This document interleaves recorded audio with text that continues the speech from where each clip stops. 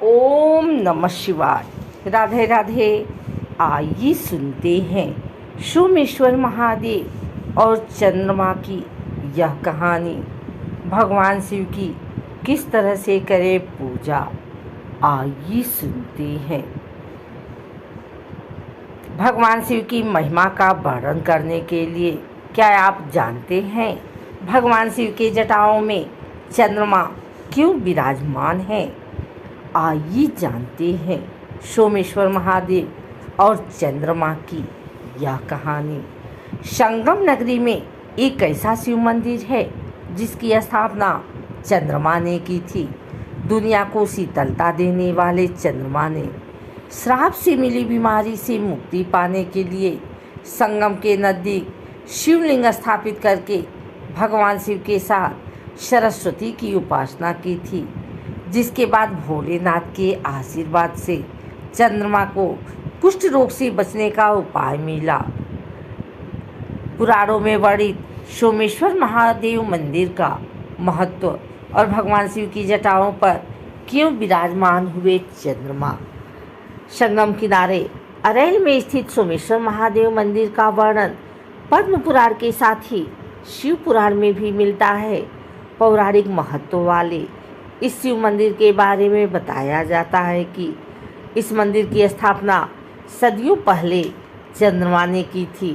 उस वक्त चंद्रमा को राजा दक्ष के कुष्ठ रोग से नष्ट होने का श्राप दे दिया था, जिसके बाद उस श्राप से मुक्ति पाने के लिए चंद्रमा ने संगम के दक्षिण की तरफ प्रभास क्षेत्र वर्तमान के अरैल इलाके में शिवलिंग की स्थापना की थी, जिसके बाद चंद्रमा ने भगवान शिव की कठिन तपस्या करके उनको प्रसन्न किया और भोलेनाथ के आशीर्वाद से उस श्राप से बच गए। मंदिर के महान कथा के अनुसार राजा दक्ष ने अपनी 27 बेटियों का विवाह चंद्रमा से किया था, लेकिन चंद्रमा ने 27 बेटियों में से सिर्फ एक बेटी के साथ संबंध रखे। बाकी 26 बेटियों की लगातार अनदेखी कर रहे थे। जब इस बात की जानकारी राजा दक्ष को हुई तो उन्होंने चंद्रमा को समझाया कि सभी बेटियों के साथ पत्नी जैसा व्यवहार करे। राजा दक्ष के समझाने के बावजूद भी चंद्रमा नहीं माने। चंद्रमा नाराज होकर राजा दक्ष की 26 बेटियों अपने पिता के पास पहुंची। बेटियों ने पिता को अपना दुख बताते हुए अपना जीवन समाप्त करने की बात कही। इस बात से नाराज होकर राजा दक्ष ने चंद्रमा को श्राप दिया। राजा दक्ष ने कहा कि चंद्रमा को जिस तरह से अपने रंग रूप का घमंड है, उसी घमंड की वजह से वो कुष्ठ रोग से पीड़ित होकर नष्ट हो जाएंगे। श्राप का असर शुरू होते ही चंद्रमा कुष्ठ रोग से पीड़ित हो गए। इलाज के लिए कोई उपाय उनके काम नहीं आया। तब उन्होंने भगवान विष्णु से अपनी रक्षा के लिए प्रार्थना की, जिसके बाद विष्णु भगवान ने उन्हें सृष्टि के रचयिता ब्रह्मा जी के पास जाने की सलाह दी। लेकिन ब्रह्मा जी ने भी चंद्रमा को कोई उपाय नहीं बताया और उन्हें अपने कर्मों की सजा भुगतने को कह दिया। दूसरे देवी देवताओं की प्रार्थना करने पर भगवान ब्रह्मा ने चंद्रमा को पृथ्वी पर जाकर संगम के दक्षिण की तरफ शिवलिंग की स्थापना कर शिव और सरस्वती की उपासना करने की सलाह दी। चंद्रमा ने ब्रह्मा जी की सलाह पर उसी तरह से संगम के दक्षिण की तरफ शिवलिंग की स्थापना कर भगवान शंकर की तपस्या में लीन हो गए। सदियों बीतने के बाद जब भगवान शिव प्रसन्न हुए तो वह चंद्रमा के सामने प्रकट हुए। चंद्रमा ने उसे श्राप दिया।